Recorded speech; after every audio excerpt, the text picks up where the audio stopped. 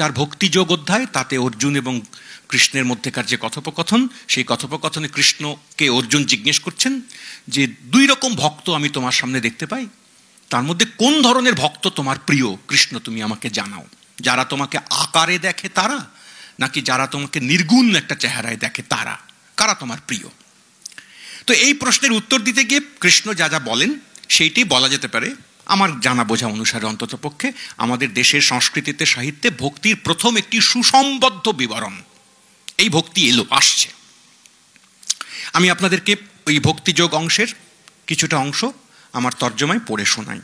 কি বললেন আসলে সকলেরই, অনেকেরই জানা, তা সত্ত্বেও একটুখানি ধর্তাইয়ের জন্য একটুখানি পড়ে আপনাদের শোনাই।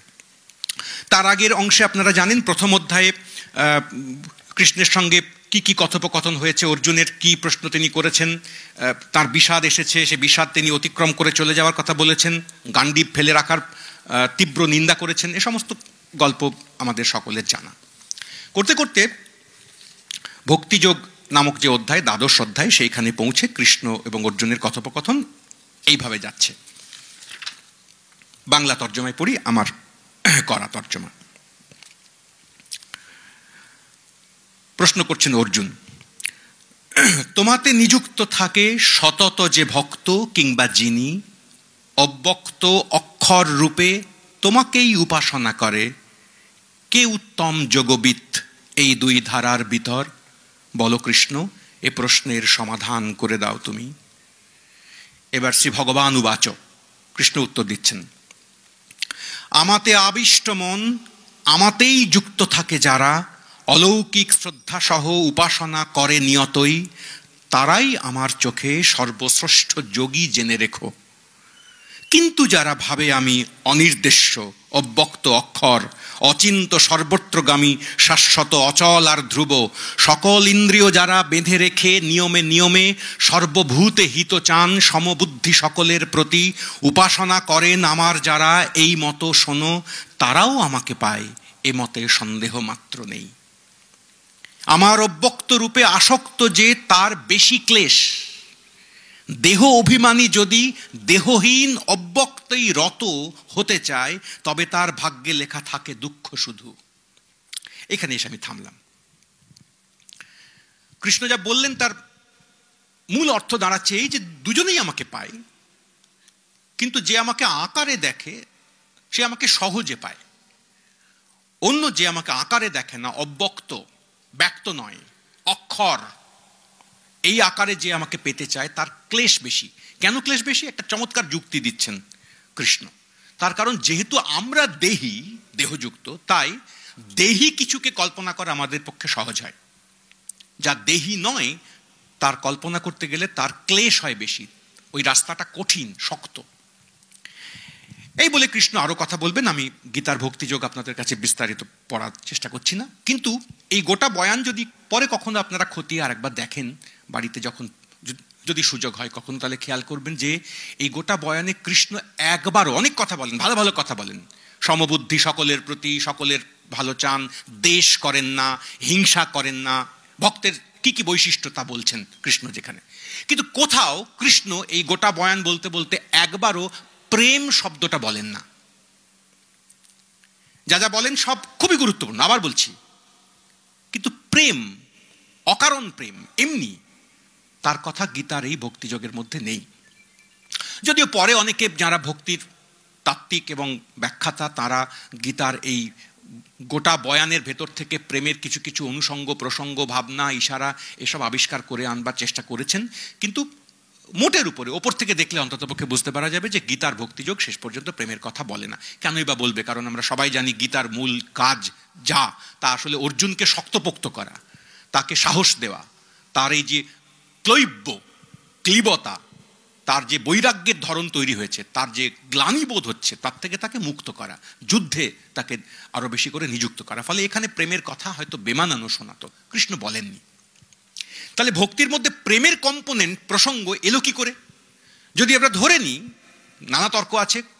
একদল তো গীতার বয়স পিছোতে পিছোতে খ্রিস্টপূর্ব 7000 বছর পর্যন্ত পার করে চলে যাওয়ার কথা বলেন। সেসব বিশ্বাসের কথায় আমরা আপাতত যাচ্ছি না। পণ্ডিত খুব বিস্তৃত পণ্ডিতদের মত অনুযায়ী গীতার রচনাকাল যদি আমরা ধরে নিই খ্রিস্টপূর্ব 2য় শতক থেকে খ্রিস্টীয় 1ম শতক, এর মাঝখানে কোনো একটা সময় যদি গীতা সংকলিত হয়ে থাকে বলে ধরি, যদি মনে করি, তাহলে খেয়াল করতে হবে তার কয়েকশো বছর বাদে, নির্দিষ্ট সময় নিশ্চিত করে বলা মুশকিল, আরও অনেকগুলি ভক্তি সূত্র এইটি তৈরি হয়েছিল, যার মধ্যে 2টি খুব বিখ্যাত ভক্তিসূত্র হচ্ছে শাণ্ডিল্য ভক্তিসূত্র আর নারদীয় ভক্তিসূত্র। আপনারা কেউ মনে করতে পারেন ভাষা আন্দোলনের প্রসঙ্গ, সেখানে ভক্তিসূত্র, গীতার ভক্তিযোগ, শাণ্ডিল্য, নারদ, এসব কথার কি প্রাসঙ্গিকতা? এটা খুবই সঙ্গত। আমাকে আর 10 মিনিট সময় দিন, আমি এই প্রাসঙ্গিকতায় আশা করি আসতে পারবো। নারদীয় ভক্তিসূত্র আর শাণ্ডিল্য ভক্তিসূত্র, এই দুটো, শাণ্ডিল্য আগে, নারদীয় পরে, এই দুটির কথা উল্লেখ করছি এই কারণে যে এই 2 ভক্তিসূত্র, যেগুলো পরবর্তী ভক্তি আন্দোলনের ক্ষেত্রে খুবই গুরুত্বপূর্ণ টেক্সট আকারে বিবেচিত, গৃহীত হয়েছে, এই 2 টেক্সটে প্রেম কথাটি ভক্তি সম্পর্কে একেবারে দ্ব্যর্থহীনভাবে ব্যবহৃত হতো, আমরা লক্ষ্য করব। কি বলা হলো? শাণ্ডিল্য ভক্তিসূত্র, তিনি ভক্তির সংজ্ঞা দিতে গিয়ে বলবেন সা পরানুরক্তির ঈশ্বরে। অনুরক্তি, সরাসরি প্রেম এখানে বললেন না, পরে অন্যত্র বলবেন, কিন্তু প্রথম একেবারে গোড়ার ভক্তির সংজ্ঞার জায়গাতেই বলবেন সা পরানুরক্তির ঈশ্বরে। ঈশ্বরে পরা অনুরক্তি। অনুরক্তি অনুরাগ থেকে আসা শব্দ। সোজা কথা, ঈশ্বরের প্রতি পরা শ্রেষ্ঠ অনুরাগ, এই প্রেম এলো খানিক ছদ্মবেশে। কিন্তু এই পরের টেক্সটের যে কথা বলছি, নারদীয় ভক্তিসূত্র, তাতে আর ছদ্মবেশ নেই। তাতে একেবারে ছদ্মবেশ ঘুচিয়ে দিয়ে সরাসরি প্রথম একেবারে গোড়াতেই ভক্তির কথা বলতে গিয়ে প্রেমের প্রসঙ্গ এলো। আমি নারদীয় ভক্তিসূত্রের প্রথম ওই ছোট্ট 1-2 শ্লোক আপনাদেরকে শোনাই, তাতে বুঝতে পারা যাবে যে কেন এবং কিভাবে ভক্তি এবং প্রেম কার্যত মিলে যেতে শুরু করলো, কিভাবে, কখন থেকে। বলা হলো নারদীয় ভক্তিসূত্র 82টা সূত্র মোট, 82। তার মধ্যে 2 নম্বর সূত্র, যেখানে ভক্তির সংজ্ঞা শুরু হচ্ছে, ভক্তি বিষয়ক কথা শুরু হচ্ছে, তা বলছে 1 লাইনের কথা, সা তস্মিন পরম প্রেম রূপা। আর তারপরেই বলছেন অমৃত স্বরূপা চ। প্রথমে বলা হলো সা তস্মিন, তস্মিন নিয়ে নানা তর্ক হয়েছে পরে, তস্মিন কেন বলা হলো? ঈশ্বর কথাটা তো এখানে কোথাও নেই। শাণ্ডিল্য ভক্তিসূত্র বললেন পরানুরক্তির ঈশ্বরে, কিন্তু নারদীয় ভক্তিসূত্রতে ঈশ্বর শব্দটা বলছেন না, বলছেন তস্মিন, এতে, ক্লিবলিঙ্গ। পরে অনেক ব্যাখ্যাতা তস্মিন ক্লিবলিঙ্গ হওয়া সত্ত্বেও কেন ওখানে ঈশ্বরই আসলে বলা হচ্ছে, এসব নিয়ে প্রচুর পাতা ব্যয় করেছেন। ঈশ্বর থাকুন বা না থাকুন, আপাতত ওই তর্কের মধ্যে আমাদের যাওয়ার সুযোগ নেই। কিন্তু এই যে প্রথম বলা হলো পরম প্রেম রূপা, ভক্তি প্রেম রূপ, তার রূপই হচ্ছে প্রেম। আর তারপরের লাইনে বলা হলো অমৃত স্বরূপা, সে অমৃত স্বরূপ। এই প্রেম এবং অমৃত স্বরূপত্ব, এইটা আসবার পরে এই ভক্তিসূত্রের 82 নম্বর শেষের ঠিক আগেরটা, 82 বা 83, জাস্ট আগেরটাই, সেখানে ভক্তির 11টা লক্ষণের কথা নারদ ভক্তিসূত্র বলবেন। কি কিতে ভক্তি, কি কে দেখে চিনবো, মাঝখানে অনেক বড় বড় কথা আছে, লম্বা চওড়া। সে 11টা ভক্তিসূত্রে ভক্তির লক্ষণ প্রসঙ্গে বলতে গিয়ে যা যা বলেছেন আমি দ্রুত একবার পড়ে যাই, সংস্কৃত কিন্তু বাংলা বুঝতে কোনো সমস্যা হওয়ার কথা নয়। ভক্তি কি, ভক্তি লক্ষণ কি, এই নিয়ে বলতে গিয়ে বলছেন পরপর গুণ, মাহাত্ম্য, আসক্তি, আসক্তি, শক্তি এখানে আসক্তি সন্ধি করে দিয়ে, রূপাসক্তি, পূজাসক্তি, শরণাসক্তি, দাস্যাসক্তি, সখ্যাসক্তি, কান্তাসক্তি, বাৎসল্যাসক্তি, আত্মনিবেদনাসক্তি, তন্ময়াসক্তি, পরম বিরহাসক্তি রূপা একধা অপি একাদশধা ভবতি। আমি শেষ শব্দটুকু শুধু তুলে নিয়ে এই ভক্তিসূত্রের প্রসঙ্গ ছেড়ে দেব।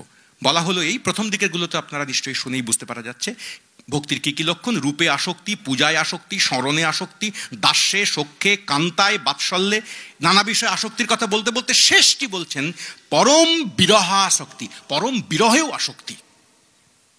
এই হচ্ছে ভক্তির 11টা লক্ষণ। তাহলে যে বই শুরু হলো তার প্রতি প্রেম এই দিয়ে, সে বই শেষ হচ্ছে বিরহে আসক্তি এই দিয়ে। খেয়াল করে দেখুন, শ্রীমদ্ ভগবদ গীতার ভক্তিযোগ অনেক ভালো কথা বলেছেন, ভক্তির উপযুক্ত গুণের কথা উল্লেখ করেছেন, কিন্তু প্রেমের কথা বলেননি। আমরা বললাম তারপরে দুটি বই গুরুত্বপূর্ণ, প্রেমের কথা বললেন। শেষ যে বই এই সূত্রে, এই লাইনে নারদীয় ভক্তি সূত্র, তাতে ভক্তি আর প্রেমকে কার্যত একই করে দেওয়া হলো। অনেক পরে 20 শতকে A.K. রামানুজন, আপনারা সকলেই তার নামের সঙ্গে নিশ্চয়ই পরিচিত, বহু ভাষাবিদ, দার্শনিক, পণ্ডিত, কবি, অনুবাদক, তাত্ত্বিক, তিনি ভক্তির, দক্ষিণ ভারতের ভক্তির বিভিন্ন ভাষার কবিতার খুবই সফল অনুবাদক। তিনি এক জায়গায় উল্লেখ করছেন, সেটা আমাদের এক্ষেত্রে খানিক কাজে লাগবে। সেটা হচ্ছে এই যে ভক্তি আর প্রেমের মধ্যে, বুঝতে পারা যাচ্ছে ভক্তি আর প্রেমের মধ্যে প্রেম নিশ্চিতভাবেই ভক্তির পূর্বগামী। মানুষ প্রথম থেকেই প্রেম জানে, ভক্তি তাকে জানতে হয়েছে পরে, ভক্তি আবিষ্কার করতে হয়েছে। প্রেম একটি নির্দিষ্ট নির্ধারিত মানবিক অনুভূতি, পৃথিবীর যে কোনো প্রান্তেই প্রেম থাকবে, থাকবেই, আছেই। ভক্তি পৃথিবীর সব প্রান্তে থাকবে না, কোনো কোনো প্রান্তে মানুষকে নির্মাণ করতে হবে, একটি বিশেষ ভাষা তার জন্য তৈরি করতে হবে, একটি বিশেষ সম্পর্ক তার জন্য ইনভেন্ট করতে হবে। এবং এইটার প্রমাণ হিসেবে উনি বলবার চেষ্টা করছেন যে ভক্তির যদি যাবৎ ল্যাঙ্গুয়েজ আমরা বিবেচনা করি, সিগনিফায়ার সমূহ যদি দেখি, তার একটা বড় ভান্ডার তৈরি করি, ভারতবর্ষে নানা ভাষার ভক্তির সমস্ত সিগনিফায়ারের একটা তালিকা বানাই, তাহলে দেখতে পাওয়া যাবে যে এই সমস্ত সিগনিফায়ার আসলে প্রেমেরও সিগনিফায়ার। শুধু তাই নয়, খুবই চমকপ্রদ, রামানুজনের মতন এখানে তার উপযুক্ত কথা, প্রেমের যা যা সিগনিফায়ার ভক্তি তা তা আত্মস্থ করেছে, প্লাস প্রেমকেও ভক্তি একটি সিগনিফায়ার হিসেবে গ্রহণ করেছে। ফলে ভক্তির সিগনিফায়ারের তালিকায় প্রেম নিজেও একটি সিগনিফায়ার, অর্থাৎ প্রেম কার্যত ভক্তির মধ্যে সেঁধিয়ে গেছে তার নিজের যাবতীয় সিগনিফায়ার সমেত। এইভাবে কার্যত শুষে নিয়েছে ভক্তি প্রেমকে, এবং প্রেম প্রকাশক যাবতীয় পূর্ববর্তী সিগনিফায়ারের যে ট্র্যাডিশনস তার সমস্ত নিয়ে। এইটি রামানুজনের একটি অভিমত, এবং আমি তার সঙ্গে সম্পূর্ণ একমত, কোনো সন্দেহ নেই। কিন্তু এই যে তত্ত্বগ্রন্থের কথা আমি উল্লেখ করতে করতে গেলাম, গীতা এবং তারপরে বাকি দুটো ভক্তি সূত্র, তাদের চলনের মধ্যেও খেয়াল করলে দেখা যাবে যে প্রথমে ভক্তির মধ্যে প্রেম টলমল করছে, আছে অব্যক্ত আকারে, ইশারায়, ইঙ্গিতে, স্পষ্ট করে নয়। একের পর এক ভক্তিসূত্র পেরোতে পেরোতে আমরা যখন আমাদের এই বাংলাদেশের শ্রেষ্ঠ ভক্তি আন্দোলনের যারা তাত্ত্বিক, তাদের ভাবনা চিন্তার সঙ্গে পরিচিত হব, আমাদের বৃন্দাবনের 6 গোস্বামী যাদেরকে আমরা বলি, রূপ গোস্বামী কিংবা জীব গোস্বামী, সনাতন গোস্বামী, তাদের সঙ্গে যদি পরিচিত হই, তাহলে খেয়াল করে দেখব যে তারা শেষ পর্যন্ত চৈতন্যদেবের আন্দোলনের সুবাদেই সম্ভবত ভক্তির নানা রকম বর্গ, ক্যাটেগরি ইত্যাদি সৃষ্টি করছেন, তৈরি করছেন, বানাচ্ছেন। তার মধ্যে 3 ধাপের ভক্তির কথা তারা বলছেন। 1 সাধন ভক্তি, 2 ভাব ভক্তি, 3 শ্রেষ্ঠ বৈষ্ণবের সাধ্য, সে হচ্ছে প্রেম ভক্তি। সে প্রেম ভক্তির বিশিষ্টতা কি সেই নিয়ে পাতার পর পাতা সূক্ষ্মাতি সূক্ষ্ম আলোচনা তারা করেছেন, আমাদের সেদিকে যাওয়ার কোনো প্রয়োজন নেই। ফলে আমি বলবার চেষ্টা করছি যে ভক্তি শেষ পর্যন্ত প্রেমের উপরে ভর দিয়ে দাঁড়ালো, যদিও সাধারণ মানবিক প্রেমের যাবতীয় অনুভূতির সঙ্গে তার একটা তফাতও থাকলো। সে তফাতটা কি? সে তফাত হচ্ছে এই যে মাঝে মাঝেই সাধারণ প্রেমের ক্ষেত্রে যে ধরনের ভাষাভঙ্গি ব্যবহার করা হয়, তার থেকে ঈষৎ আলাদা কোনো চূড়ান্ত সমর্পণের, এমনকি দাস্যের ভাবযুক্ত, একেবারে গায়ে পায়ে শুয়ে পড়ার মতন ভাবযুক্ত কথাও সে বলবার চেষ্টা করল।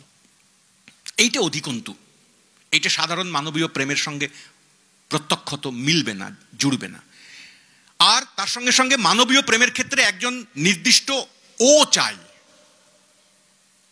মানে ভালো বাংলা করে বললে অপর চায়, যার প্রতি আমার প্রেম ধাবিত হবে, যাবে।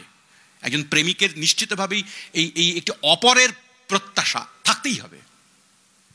অপরের প্রত্যাশা ব্যতি রেখে, অপর থাকুক বা না থাকুক, অন্ততপক্ষে অপরের একটি প্রত্যাশা থাকতে হবে। এই অপরটি কার্যত সাধারণ মানবীয় প্রেমের ক্ষেত্রে বহু, বিচিত্র, অজস্র, অনন্ত। কিন্তু ভক্তির ক্ষেত্রে এই অপরটি নির্দিষ্ট। একটি নির্দিষ্ট অপরের মধ্যেই কার্যত সমস্তটাই ঘনীভূত। এবং এই অপরটিও আমার এই কথা শুনলে কেউ কেউ দুঃখ পেতে পারেন, খুবই যারা ভক্ত তাদের মন খারাপ হতে পারে, কিন্তু আপাতত বলছি, আশা করি এর জন্য গদ্দান যাবে না, যে এই অপরটি কার্যত প্রেমিকেরই নির্মিত। ঠিক যেভাবে সাধারণ মানবীয় প্রেমের ক্ষেত্রেও আমাদের সমস্ত প্রেমাস্পদ অনেকখানি অনেকাংশে প্রেমিকের দ্বারা নির্মিতই হয়, এক্ষেত্রেও এই অপরটি, যাকে আমরা ঈশ্বর নাম দিচ্ছি আপাতত, বা দেবতা বলছি, বা প্রভু বলছি, বা আরও নানা রকম বিচিত্র নামে তাকে ডাকছি, সে সবই পুরোটাই কার্যত আমারই নির্মিত, আমারই আকাঙ্ক্ষা নির্মিত, আমারই অভাব নির্মিত, আমারই পারসিভ করা নানা ধরনের অপ্রাপ্তি নির্মিত।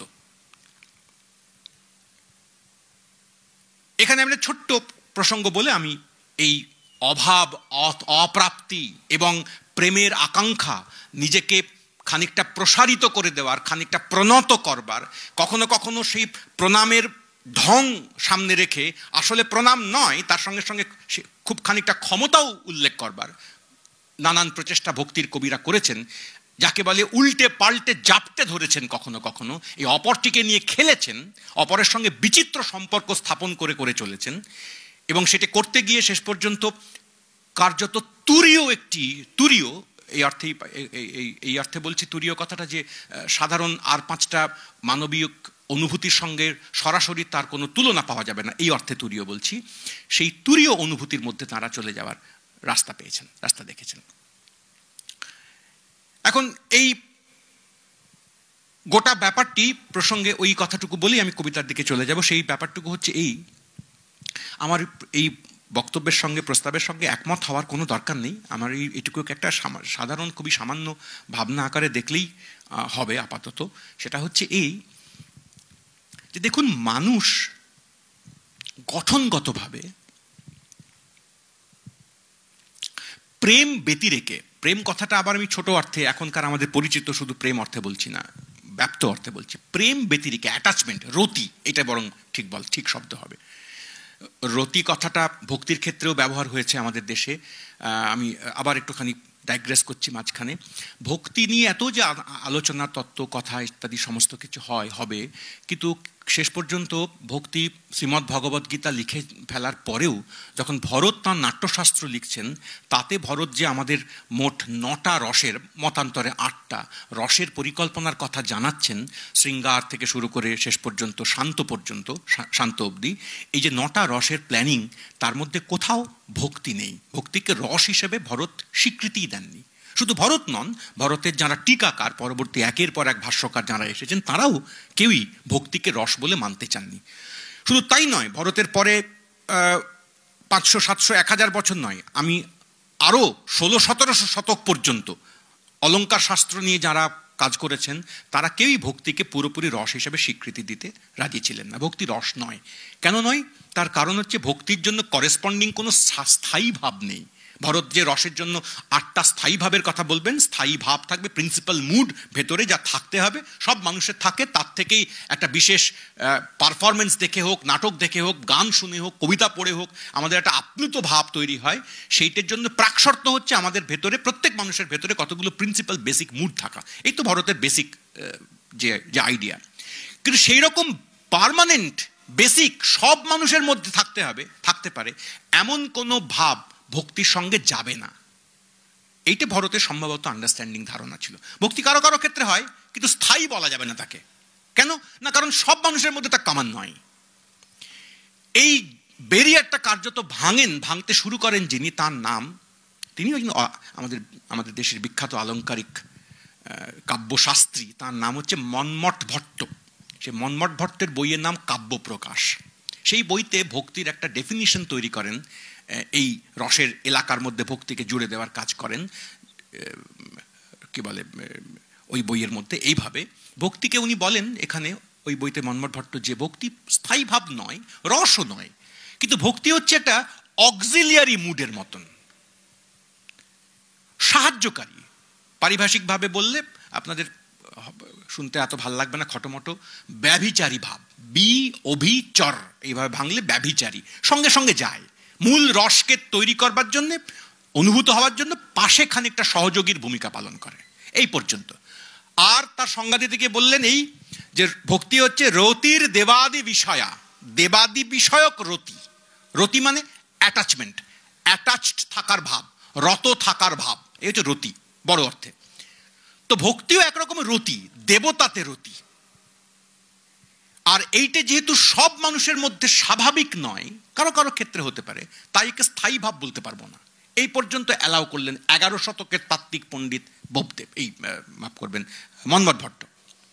তারও অনেক পরে 16 শতকে এসে শেষ পর্যন্ত দেখা গেল এই বৈষ্ণব দার্শনিকেরা, তাত্ত্বিকেরা ভক্তিকে তো শুধু শেষ পর্যন্ত নিলেন তাই নয়, কার্যত ওরা বাকি সমস্ত রসের প্ল্যানিংকে ভক্তির মধ্যেই ডুবিয়ে দেওয়ার চেষ্টা করে বললেন যে ভক্তি একমাত্র রস, আসল এবং একমাত্র।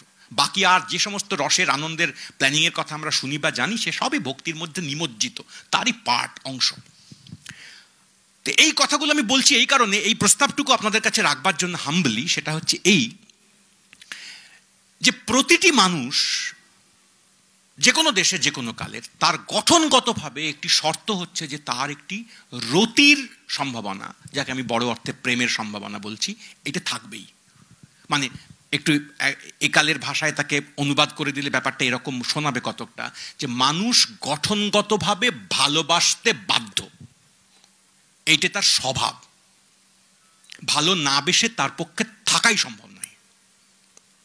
নানা কারণে এই ভালোবাসতে পারা এইটে ব্যাহত হয়, ভালোবাসার সম্ভাবনা ব্যাহত হয় নানা কারণে। পেছন থেকে টানা হয়, সংসার টানে, অন্য কোনো স্বার্থ টানে, পরীক্ষার ফল টানে, সেমিস্টারের রেজাল্ট টানে, চাকরির পদোন্নতি টানে, আরও কত কিছু টানে। কিন্তু শেষ পর্যন্ত ওগুলো টান স্বভাবগতভাবে যদি তাকে ছেড়ে দেওয়া হয়, তাহলে সে ভালোবাসবেই।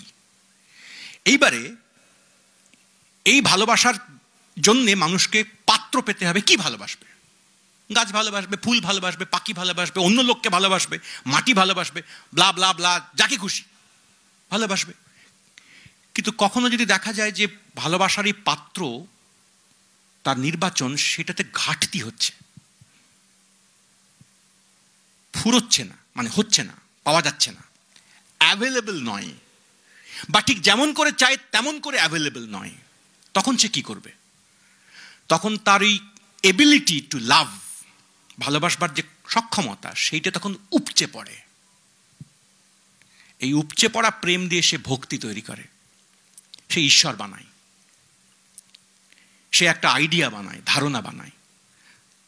তাকে এক সময় সে ভয় পেতে শিখেছে, কখনো কখনো সে ভয় মুখ্য হয়ে থেকেছে, আর কখনো কখনো সে ভয়কে সে ভালোবাসায় রূপান্তরিত করবার চেষ্টা করেছে। ফলে আমাদের প্রাচীন ভক্তির কবিতাগুলিতে বারবার লক্ষ্য করা যাবে যে একই সঙ্গে পাশাপাশি প্যারালালি চলার কথা নয়, ভয় আর প্রেম প্রায় হাত ধরাধরি করে চলে। তুমি বিরাট, তুমি প্রবল, তুমি মহান, তুমি তুমি আশ্চর্য, ভয়ঙ্কর, আবার পরক্ষণেই আমি তোমার বুকে উঠে নাচতেও পারি, এও সে একই সঙ্গে বলেছে। এবং সেই সমস্তগুলোর মধ্যে যেন তার আকুলতার প্রধান ভিত্তিটি হচ্ছে এই দাঁড়িয়েছে যে তোমার প্রতি আমার এই নিবেদন, এই প্রীতি, এই ভালোবাসা, এই আদর, এই যদি আমি না দিই, তাহলে তোমার কিছু আসবে যাবে না, আমার অসুবিধা হবে, আমি ব্যথায় টনটন করে উঠব, আমি একরকমের অপূর্ণতা বোধ করতে থাকবো, আমি একরকম অভাব বোধ করতে পারবো। এটা আশ্চর্য মজার এক ধরনের অভাব, যা না দিলে মেটে না। সাধারণভাবে অভাব মেটে হচ্ছে পেলে, অভাব বোধ করছি, পেলাম, মিটে গেল। এটা একটা স্পেশাল কাইন্ড অফ অভাব, যা দিলেই কেবল মিটতে পারে। কি দিই? আমার হৃদয় দিই, মন দিই, সত্তা দিই, ধর্মও কখনো কখনো দিই। চৈতন্য আন্দোলন কেন্দ্রিক আমাদের দেশের বিখ্যাত কাব্যগ্রন্থ শ্রী চৈতন্য চরিতামৃত, তাতে শেষ পর্যন্ত কথা বলতে বলতে এরকম জায়গায় পৌঁছে যাবে যে একজন যথার্থ কৃষ্ণ ভক্ত হতে গেলে কি করতে হবে না, ধর্মও ত্যাগ করতে হবে। এ নিয়ে মেলা মেলা তর্ক হতে হবে, ধর্মত্যাগ, এ কি আশ্চর্য কথা।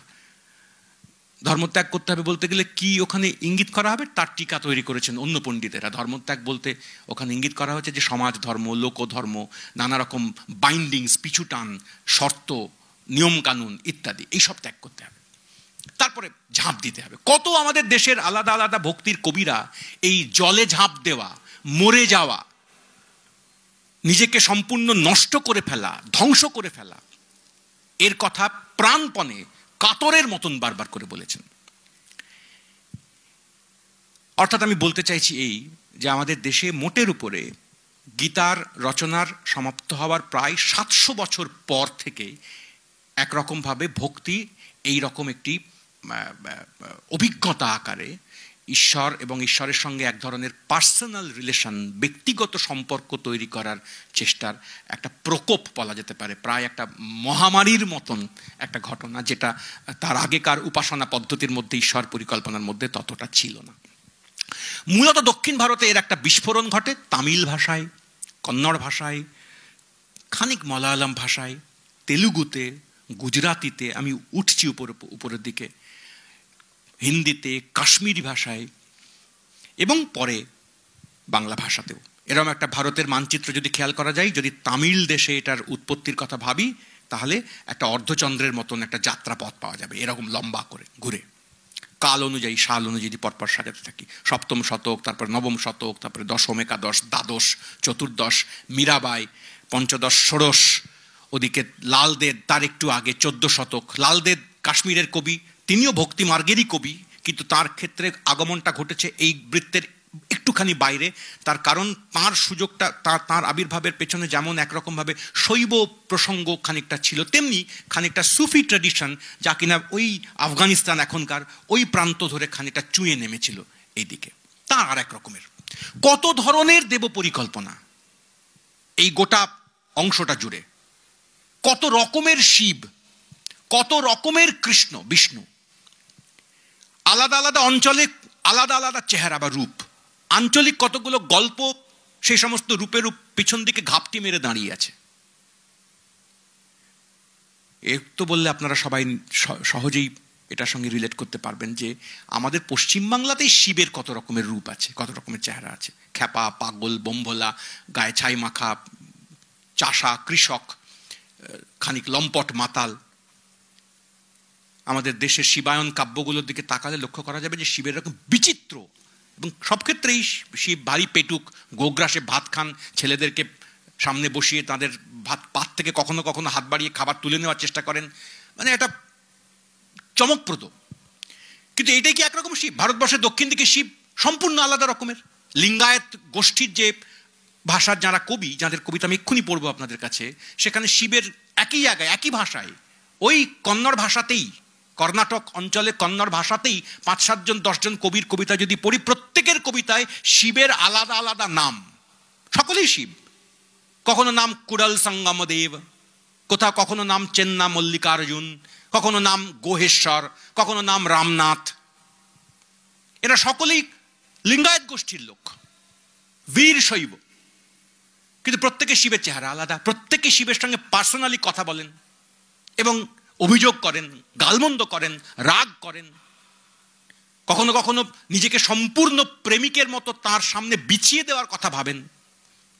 আক্কা মহাদেবী নামক এক বিখ্যাত মহিলা কবি, তার কথা আপনারা জানেন সম্ভবত। তিনি তো শিবের সামনে কার্যত কামনা জর্জর প্রেমিকার মতন আচরণ করেছেন তার কবিতায় কখনো কখনো।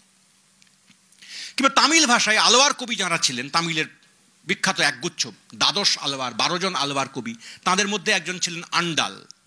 তারও কবিতায় ঋষিকেশের সামনে, কৃষ্ণের সামনে চূড়ান্ত প্যাশনেট, সংরক্ত, সংরাগপূর্ণ প্রেমিকার মতন আচরণ। আমাকে একটা কবিতায় তিনি লিখবেন এরকম যে আমাকে একবার ঋষিকেশের সঙ্গে তোমরা একা থাকবার সুযোগ করে দাও, তারপর দেখো কি হয়, আমি তার জন্য খাবার নিয়ে যাব, এই দেখো আমার গায়ে কাঁটা দিচ্ছে, এসব যাবতীয় কোট আনকোট এরোটিক কতগুলি এক্সপ্রেশনের কথা অবলীলায় লেখেন, বলেন তারা। তখনও পর্যন্ত ভক্তি এরকম খুব তীব্র প্রবল একটা বিশেষ ভাষা, ল্যাঙ্গুয়েজ অর্জন করেনি। একটা চাপানো প্রবল প্রাবল্যের, ক্ষমতার, তীব্রতার ভাষা অর্জন করেনি। তখনও পর্যন্ত ভক্তি মূলত নিবেদনের ভাষাতেই কথা বলে। তখনও ভক্তির ভাষার প্রধান ভিত্তি হচ্ছে সমর্পণ, প্রেম। কিংবা এই ভাষার অতিক্রম করতে করতে পেরোতে পেরোতে 14-15 শতকে গুজরাটি ভাষার বিখ্যাত কবি যে কবিতা লিখবেন, তারও একটা কবিতা আমি আপনাদের পড়ে শোনাবো। বলছি বটে, কখন যে শোনাবো আমি জানি না, তাও একটা দুটো করে তো শোনাবই। তিনি কৃষ্ণের সঙ্গে, কৃষ্ণের প্রেমিকার কথোপকথন রেকর্ড করছেন কার্যত তার কবিতায়, গানে। নারসিন মেহতা তার নাম, নরসিংহ মেহতা, আমরা আমাদের এখানকার বাংলায় যদি এখনকার ট্রান্সলেট করি তাহলে এরকম দাঁড়াবে, কিন্তু নারসিন মেহতা, নার্সি মেহতা এরকম করেই ওখানে বলা হয়। তো তার গান এরকম, কি তীব্র অভিমানে ফেটে পড়ছেন কার্যত কৃষ্ণের সেই প্রেমিকা। গতকাল রাত্রিরে তুমি কোথায় ছিলে কৃষ্ণ, আমাকে বলো, এই তার অভিযোগ। কিংবা কৃষ্ণকে তিনি ডাকছেন যে আমার গোটা গা শীতে ঠান্ডায় কাঁপছে, তুমি আমার গায়ের চাদরের মতন এসো। 14 শতক, 14 সেঞ্চুরি। আমাদের বাংলার বৈষ্ণব পদাবলী যা আমাদের অত্যন্ত গর্বের, কোনো সন্দেহ নেই, তার থেকেও সেসব পদ যখন লেখা হচ্ছে তার থেকেও 150 বছর আগেকার, একেবারে খাঁটি গুজরাটি ভাষায়। কোনো সম্ভাবনা নেই নারসিন মেহতার পদ আমাদের বাংলা ভাষার কবি গোবিন্দ দাস কিংবা জ্ঞানদাস কিংবা বিদ্যাপতি বা চণ্ডীদাস পড়েছেন, সম্ভাবনা খুবই কম, খুবই কম। ভাষান্তরের সুযোগ ছিল কম, কিন্তু কিছু তবু ছিল নিশ্চয়ই, চুঁয়ে এসেছে, হতেই পারে, হওয়ার সম্ভাবনা। দক্ষিণ ভারতের আলোয়ারদের পদ বাংলার মানুষের কাছে খানিক খানিক এসেছে। এখন এই প্রশ্নটি তুলেই আমি কবিতায় যাব যে আচ্ছা, এই যে এত ভাষার আলাদা আলাদা ভালোবাসার গান, ঈশ্বরকে উপলক্ষ করে মানুষ ভালোবাসবে, তার ভালোবাসার সুযোগ ঘটছে না। চারপাশে তাকিয়ে একটা পরম ক্ষমতা সম্পন্ন ভালোবাসবার কেন্দ্র সে বানাচ্ছে, বানিয়ে বলছে এই যে তোমাকে বাসলাম, সবাই একসঙ্গে যার যার মতো করে। এবং সেই ভালোবাসার বয়ানের মধ্যে সে তার দৈনন্দিন অভিজ্ঞতার নানান রকম পরত ঢুকিয়ে দিচ্ছে তার সঙ্গে। আমি ব্যক্তিগতভাবে একেবারেই ভক্তি মার্গের লোক নই। উপাসনা পদ্ধতি হিসেবে ভক্তিতে আমার কোনো বিশেষ নতি নেই, কিন্তু আমার ভক্তে খুবই আগ্রহ। কি করে তিনি পারেন এই তীব্র সমর্পণ, নিঃশর্ত ভালোবাসার বয়ান, যখন ভালোবাসার পাত্রটি, প্রেমাস্পদটি কার্যত অনুপস্থিত, তাকে উপস্থিত করে তুলে, তাকে হাজির করে তুলে তার এই সমর্পণ কত তীব্র তিনি করতে পারেন, এবং করতে করতে তিনি তার চারপাশকে কি করে প্রকাশ করতে থাকেন, প্রকাশ করতে পারেন, সক্ষম হন। এটা আমার দেখার বিষয়। এর সঙ্গে আরেকটি গুরুত্বপূর্ণ কম্পোনেন্ট আছে ভক্তি আন্দোলনের, যার কথা আমি এই গোটাটার মধ্যে বলিনি, সেটা হচ্ছে মারাঠা ভক্তির আন্দোলন। মহারাষ্ট্রের ওয়ারকারি নামক একটি ট্র্যাডিশন, আপনারা জানেন অনেকে। তাদের যে দেবতা, তার নাম হচ্ছে বিঠ্ঠল। বিঠ্ঠল, বিঠ্ঠ, বিঠ্ঠই, বিঠোবা, নানা রকম নামে তাকে কবিরা আলাদা আলাদা করে ডেকেছেন। একজন ইটের উপরে, খুবই সামান্য ইটের উপরে পা দিয়ে থম মেরে দাঁড়িয়ে থাকা একটা দেবমূর্তি, কৃষ্ণ তিনি আসলে। তাকেও, তার সঙ্গেও কৃষ্ণকে নানাভাবে জুড়ে দেওয়া হয়েছে। তিনি তার কবিতায় লিখতে গিয়ে রুক্মিণী দেবীর কথা বলা হয়েছে, পাণ্ডুরং তার আর একটা নাম।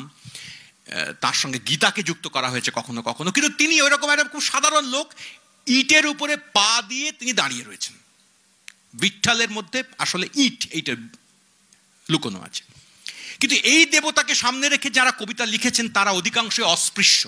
মহর নামক একটি জাতি নয়, মহর নামক একটি জাতের একটি বিশেষ বর্ণ সম্প্রদায়, বর্ণও নয়, বর্ণ বহির্ভূত সম্প্রদায়ের মানুষজন, তারা এই বিঠ্ঠলের প্রতি তাদের ভালোবাসার কথা জ্ঞাপন করছেন। আপনাদের খেয়াল থাকবে, এই মহার হচ্ছে সেই ক্যাটেগরি, সেই বর্গ, সেই অংশ যেখান থেকে বাবা সাহেব আম্বেদকর এসেছেন। তাঁরা যে বিঠ্ঠলকে সামনে রেখে কবিতা লিখছেন, সেই কবিতাগুলি মর্মন্তুদ, বেদনাদায়ক। সেখানে তারা লিখছেন কার্যত যা, তার অর্থ হচ্ছে এই যে ঈশ্বর, বিঠোবা, বিঠ্ঠই, আমাকে ওরা তোমার মন্দিরে ঢুকবার অনুমতি দিচ্ছে না। আমি দেয়ালেরও বাইরে। চোখা মেলা নামক এক বিখ্যাত কবির কথা বলবো, আপনাদেরকে শোনাবো। তিনি, তার স্ত্রী সয়ারাবাই, তার বোন নির্মলা, তার ছেলে তিনিও আছেন, তার আগে পিছে আরো অনেক কবি ইত্যাদিরা আছেন। এই ধারারই শেষ গুরুত্বপূর্ণ কবির নাম হচ্ছে তুকারাম, আর একদম গোড়ার দিকের বিখ্যাত কবির নাম জ্ঞানেশ্বর আর নামদেব। তারা সবাই উচ্চবর্ণ নন, কেউ কেউ উচ্চবর্ণও আছেন, বেশিরভাগ নিম্নবর্ণ, নিচু জাত, ছোট জাত। তারা দেবতার কাছে কাতর প্রার্থনা করেন, আমাকে ঢুকতে দিচ্ছে না। ওরা শাস্ত্রের কথা বলছে, আমি শাস্ত্র জানি না, আমি নিরক্ষর, আমার ঘরে খিদে, আমার খাবার নেই, কিন্তু আমি তোমাকে চাই। এইটি নানা কথায় নানাভাবে ইনিয়ে বেনিয়ে বলবার চেষ্টা করছেন তারা। এও একরকমের ভক্তির কবিতা। সরাসরি এখানে ঈশ্বরকে বা বিঠোবাকে ভালোবাসা জানানো, প্রেম জানানো তা হয়তো নেই, কিন্তু এখানে এমন এক কাতর সম্পর্কের কথা, ঈশ্বর কখনো কখনো আমার ঘরে এসেছেন, ঘরে ঢুকে খেতে চাইছেন, তারপর সেখান থেকে হাসি মুখে বেরিয়ে যাচ্ছেন, এসব বিশেষ অভিজ্ঞতার কথা রয়েছে এখানে। তো এই যে এত বিচিত্র মানব অভিজ্ঞতা, যা কিনা গীতার পূর্বকালের হওয়ার সম্ভাবনা কম, গীতা পরবর্তীকালের অভিজ্ঞতা, এবং যা গীতার যে বিখ্যাত ভক্তির তত্ত্ব কাঠামো, সন্দর্ভ, ডিসকোর্স, তার একটু বাইরে, যা কিনা মুখ্যত সমর্পণ, নিবেদন, ভালোবাসা, প্রীতি তার উপরেই নির্ভর করে থাকা, সেইটের একটা চূড়ান্ত চেহারা আমরা লক্ষ্য করতে পারি কবীরের গানে। কবীরের গানের মধ্যে সরাসরি ব্যক্তি একজন ঈশ্বরকে কল্পনা করে তার প্রতি প্রেমের কথা বলা আছে তা নয়, ভারী কবীরের সঙ্গে লালনের খুবই খুবই আশ্চর্য গভীর সাদৃশ্যের কথা আমাদের চোখে পড়বে। তিনি নির্গুণ ভক্তির লোক, তিনি জাতপাত নিয়েও কথা বলেছেন, সরাসরি খুবই গভীর ভালোবাসার কথা বলেছেন, শাস্ত্রবিরোধিতার তীব্র কথা বলেছেন। সেও আর এক রকম ভক্তির অভিজ্ঞতা আমাদের দেশের। কিন্তু এত অভিজ্ঞতাকে আমি বাংলা ভাষায় কি করে ধরব? তাহলে কি এই সমস্ত অভিজ্ঞতার তামিলের, কন্নড়ের, তেলুগুর, মারাঠির, গুজরাতির, কাশ্মীরির, সিন্ধির কিংবা আওয়াধির এই যে মানুষের আলাদা আলাদা অভিজ্ঞতার ভাণ্ডার, তাকে বাংলা ভাষার একজন মানুষ সে কী করে পাবে? পাবে কি আদৌ, নাকি পাবে না? নাকি তাকে ভেবে রাখতে হবে যে এই অভিজ্ঞতা আমার নয়, এই অভিজ্ঞতায় আমার কোনো অধিকার নেই? খেয়াল করে দেখবেন, গোটাই ভক্তির ট্র্যাডিশন সবসময় লিখিত হয়েছে, যারা লিখেছেন সবই কার্যত নিজের নিজের, যাকে আমরা আগের কলোনিয়াল কি বলে আমলের ভাষার ধাক্কাতে আমরা ভার্নাকুলার বলতাম, এখন আর ভার্নাকুলার শব্দটা ততটা ব্যবহার করি না আমরা। নিজের ভাষা, ওই অঞ্চলের ভাষা, মুখের ভাষা। কবির যেরকম লিখবেন, তার তার বিখ্যাত দোহা আছে এখানে, দেব ভাষা কূপজল, ভাষা বহতা নীর। দেবভাষা কূপজলের মতো, আর এখানে ভাষা মানে লোকভাষা, আমার ভাষা, মাতৃভাষা, মুখের ভাষা, প্রাকৃত জনের ভাষা, ছোট লোকের ভাষা, সেটা বহতা নীর। তারপরে যুক্ত করছেন তার সঙ্গে আর এক লাইন, যে কেন এটা বহতা নীর আর ওটা কূপজল, তাতে কি তফাৎ হলো? তফাৎ হলো এই, কবির লিখছেন, তার মতো করে লিখছেন, যে কারণ এই ভাষাতে আমি যখন খুশি ডুবতে পারি, আর তাতে আমার শরীর শান্ত হয়। তো এই সমস্ত ভক্তিওয়ালা, কন্নড়ি বলি আর তামিলি বলি আর সিন্ধি কাশ্মীরি বলি, তারা প্রত্যেকেই এই নিজের ভাষাতেই লিখেছেন, কোনো কেন্দ্রীয় ভাষায় লেখেননি। কিন্তু আমার উপায় কি? তাহলে কি একজন বাঙালিকে খুঁজে বের করতে হবে যিনি এতগুলো ভাষা জানেন, এই সব ভাষা? অসম্ভব। কিংবা এমন কোনো আয়োজন করতে হবে যাতে করে এই সমস্ত ভাষার মানুষজন এক জায়গায় এলেন, ওয়ার্কশপ হলো, বিরাট হলো, তারপর তারা আলোচনা করলেন, তারপরে একটা বেরিয়ে এলো না। তাও খুবই কঠিন কাজ, সরকারের কাজ, রাষ্ট্রের কাজ এই মেলানো। সে সরকার, রাষ্ট্র কোনো একদিন নিশ্চয়ই করবেন, এরকম প্রত্যাশা করতে আমাদের ভালোই লাগবে। কিন্তু যতদিন তা হবে না, ততদিন কি করব? ততদিন প্রাণপণে করব আমাদের সাধ্য অনুযায়ী। কখনো ইংরেজির সাহায্য নেব, কখনো হিন্দির সাহায্য নেব, কখনো বন্ধুদেরকে ডেকে বলবো এটা বলে দে, ওটার মানে কি বল, ওটা কি বলতে চাইছে বোঝা। তারপরে আমার অভিজ্ঞতা নিয়ে তার অভিজ্ঞতার পাশে গিয়ে দাঁড়াবার চেষ্টা করব। অভিজ্ঞতায় ঠোকাঠুকি লাগবে, সবসময় ঠিক হবে না, খানিক খানিক ভুল হবে। আমার অভিজ্ঞতার মাপে তোমাকে পড়ার চেষ্টা করব, খানিক ভুল করব, কিন্তু প্রসারিত হব। বিশ্বজোড়া ট্রান্সলেশন স্টাডিজের যারা মহাপণ্ডিত, তাদের মধ্যে একজনের নাম ওয়াল্টার বেনিয়ামিন। তাঁর বিখ্যাত একখানা প্রবন্ধ আছে, আপনারা জানেন সে প্রবন্ধের কথা, ট্রান্সলেটার্স টাস্ক বা টাস্ক অফ দ্য ট্রান্সলেটার। সেই প্রবন্ধের ট্রান্সলেটার কি করবেন, কি তার করা উচিত, এসব বিষয়ে নানা কথা বলতে গিয়ে একটা খুব ইন্টারেস্টিং কথা উনি উল্লেখ করেন। তার মূল নির্যাসটুকু আমি প্রসঙ্গে বলি। যখন অনুবাদ করি, প্রাণপণে অনুবাদ করি, একটা কৃত্যের মতন করে, দায়িত্বের মতন করে অনুবাদ যখন করি, তখন প্রধান তার স্বার্থ থাকে অন্য জিনিসকে আমার এখানে নিয়ে আসা শুধু নয়, আমার ভাষাকে অন্য অভিজ্ঞতার দিকে আরো খানিকটা এগিয়ে দেওয়া। এইটি মূল কাজ থাকে। আমার ভাষার পরিধি বাড়ানো, আমার ভাষার সক্ষমতা বাড়ানো, আমার ভাষার জোর বাড়ানো, আমার ভাষার ধারণ ক্ষমতা বাড়ানো। অপরের অভিজ্ঞতার দিকে আমার ভাষা ছুটছে, তাকে ধরবার প্রাণপণ চেষ্টা করছে এবং শিখছে যা তার ভাষার অভিজ্ঞতার মধ্যে নেই। এই চেষ্টা করছে, প্রচুর ভুল করছে, কিন্তু প্রাণপণে করছে। এবার আমি আপনাদের সামনে কয়েকটি কবিতা পড়ে শোনাবো, অল্প কয়েকটি, 7-8টি মাত্র, বেশি সময় লাগবে না। তারপরে আমার শেষ কথাটুকু বলে আমি ছেড়ে দেব। আমি প্রথম আপনাদের পড়ে শোনাই একেবারে গোড়ার দিকের যারা ভক্তির কবি আর কি, তামিল ভাষার কবি, তাদের দিয়ে শুরু করি, তারপরে একটা একটা করে পড়তে পড়তে যাই। আমি যার কবিতা পড়ব প্রথম, তিনি হচ্ছেন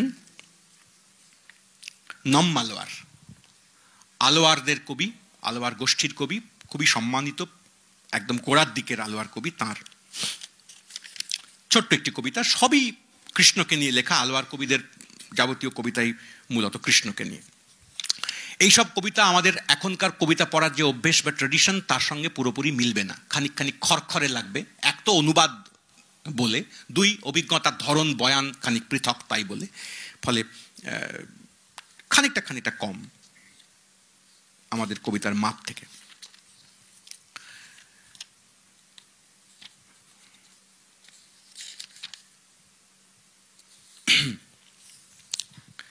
লিখছেন, ওই যে আমার প্রভু কৃষ্ণবর্ণ দাঁড়িয়ে রয়েছেন ওইখানে, যেন কিচ্ছুটি বদলায়নি। নিজের মুখের মধ্যে সমস্তটা পুরে ফেলার পরেও তিনটে জগৎ এবং সব দেবতাদের, সেই দেবতারা যারা সামলে সুমলে রেখেছিলেন তাদের জমি জিরেত, মা যেমন আগলে রাখেন গর্ভের সন্তান, সব আর আমি ছুটকারা দিয়েছি তাকে, তাকেই একেবারে গিলে নিয়েছি, আমি রেখে দিয়েছি আমার এই পেটের ভিতর। প্রথম অংশটুকুতে বলা হলো ওই যে কালো রঙের ছেলেটা দাঁড়িয়ে রয়েছে, যে সব দেবতাকে গ্রাস করেছে, আর আমি পরেরটাতে বলা হলো ওকেই গিলে নিয়েছি।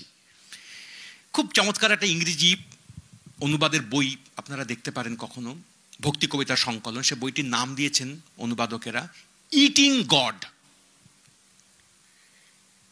এই যে আমি আগের বৈদিক ট্র্যাডিশনের উপাসনা পদ্ধতির সঙ্গে ভক্তির তফাতের কথা বলছিলাম, সে তফাতটা হচ্ছে এই যে কখনোই বৈদিক ট্র্যাডিশন সাধারণভাবে যাকে আমরা সনাতন পন্থার যজ্ঞকেন্দ্রিক উপাসনা পদ্ধতি বলে মনে করি, তাতে কখনোই আমি ঈশ্বরকে গিলে নেব এটা ভাবাই সম্ভব নয়। কিন্তু ভক্তি বারবার ঈশ্বরকে খেয়ে নিলাম, গিলে ফেললাম, পেটে রাখলাম, খুন করে ফেললাম, এইসব কথা অবলীলায় বলে।